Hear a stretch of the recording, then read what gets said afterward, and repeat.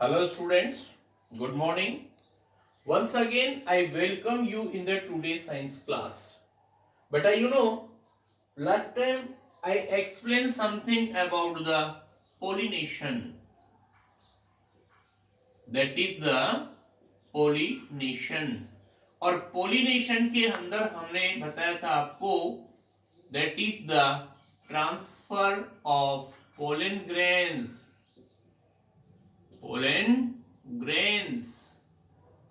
from anther to stigma. Transfer of pollen grains from anther to stigma is called pollination. ये बात हमने पढ़ ली थी बेटा, और इसके हमने टू टाइप्स पढ़े थे बेटा. फर्स्ट नंबर था आपका सेल्फ पोलिनेशन और दूसरा नंबर था जस्ट ए मिनट पोलिनेशन, और नेक्स्ट नंबर था आपका that is the cross pollination.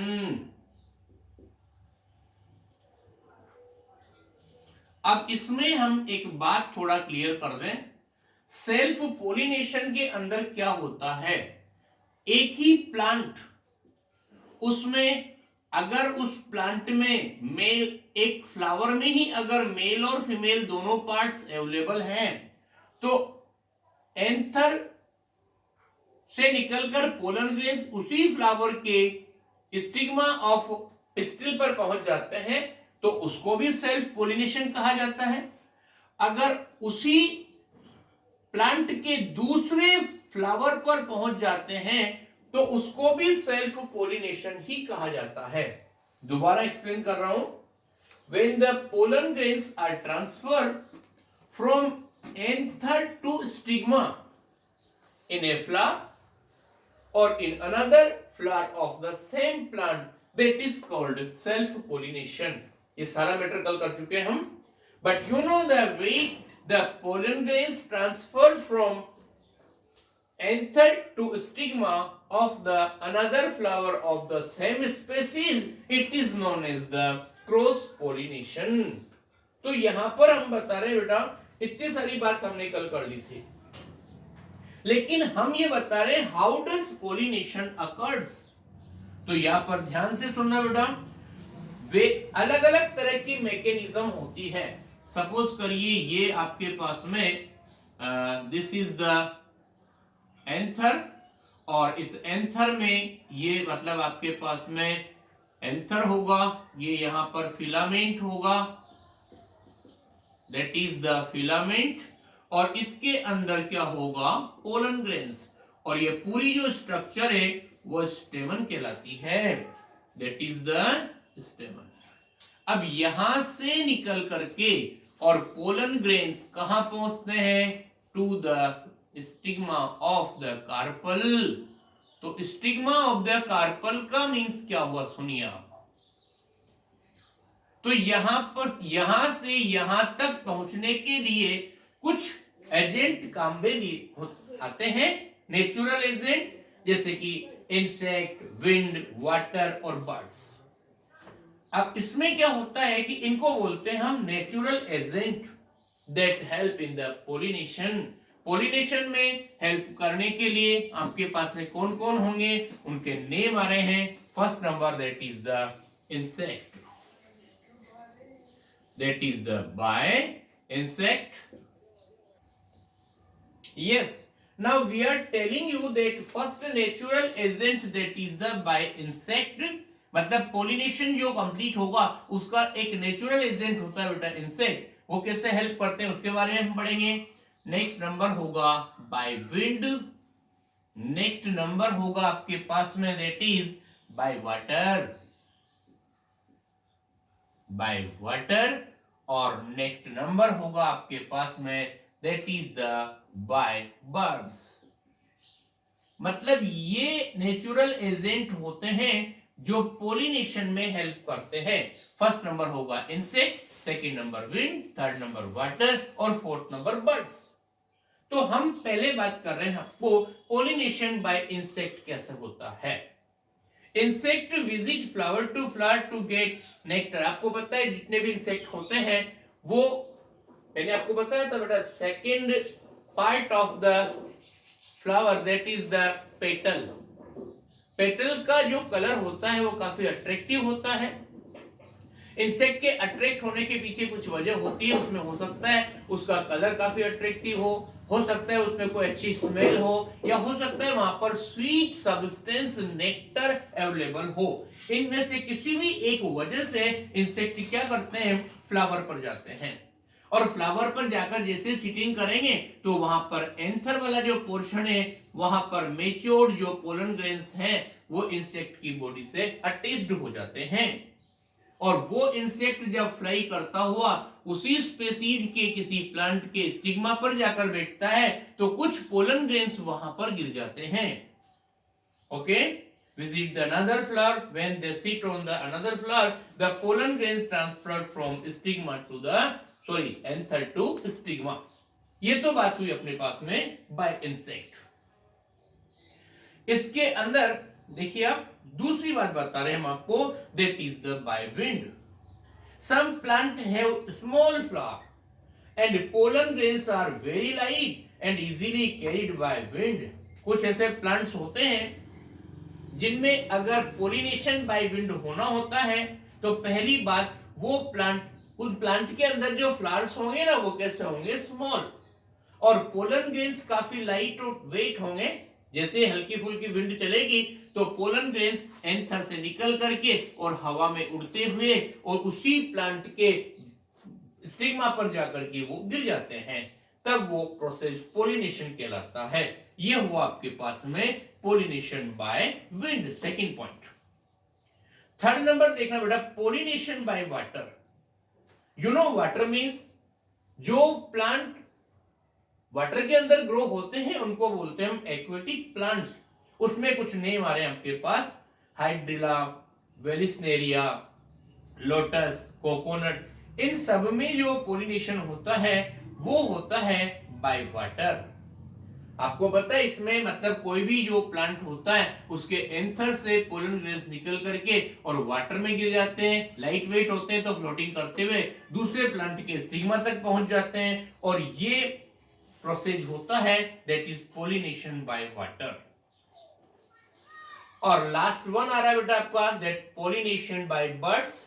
In some plants such as pomegranate and kadam tree pollination is brought about by the birds। Pomegranate means होता है अनार, और कदम ट्री आप जानते हैं इनके अंदर जो पोलिनेशन होगा ना वो बर्ड्स के थ्रू होगा। डिफरेंट टाइप ऑफ बर्ड्स होती हैं, वो male part of the flower मतलब कि एंथर पर सिट करेंगी। अगर वहां पर मैच्योर्ड पोलन ग्रेन्स हैं, बिखरे हुए हैं, तो वो उनकी बॉडी से अटैच्ड हो जाएंगे और वो फ्लाई करके जब उसी स्पेसीज के प्लांट के स्टिग्मा पर जाकर बैठेंगे तो वो पोलन ग्रेन्स वहां पर गिर जाते हैं।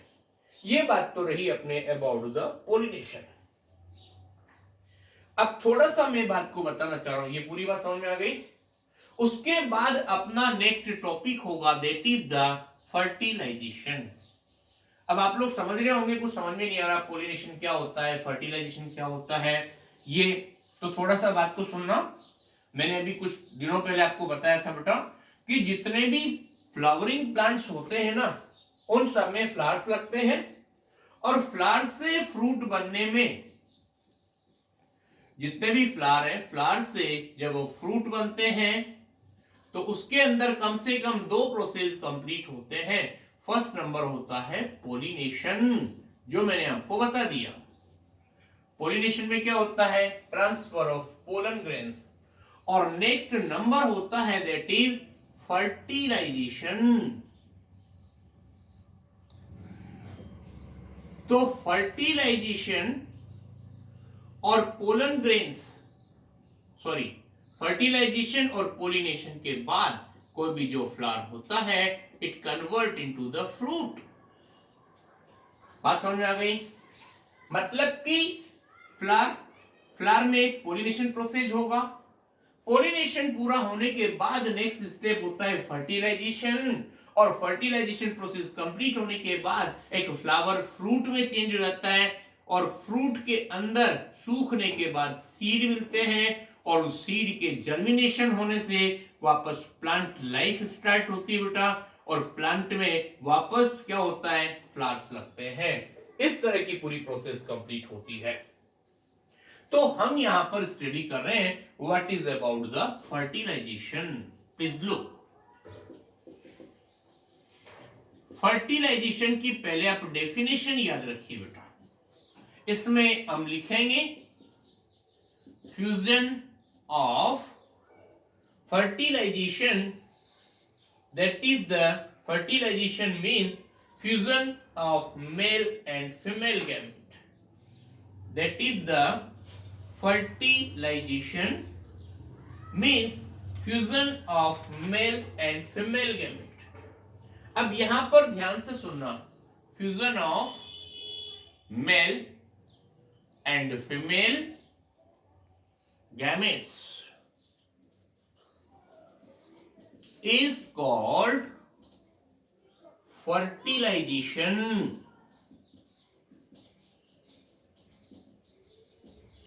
ध्यान से सुनिए बेटा, इसमें क्या होता है। सबसे पहले हमने बात करी मेल गैमेट। मेल गैमेट कहां से प्रोड्यूस होता है, किसको बोलते हैं? प्लीज रिमेंबर, जो पोलन ग्रेन्स होते हैं ना आपके, उनको हम मेल गैमेट मानते हैं। पोलन ग्रेन्स कहां से मिलेंगे आपको? एंथर। एंथर मतलब क्या हुआ? एंथर का मतलब हो गया बेटा, एंथर कहां मिलेगा आपको? स्टेमन में। और स्टेमन क्या होता है? That is the male part of a flower. इतनी बात समझ में आई या नहीं?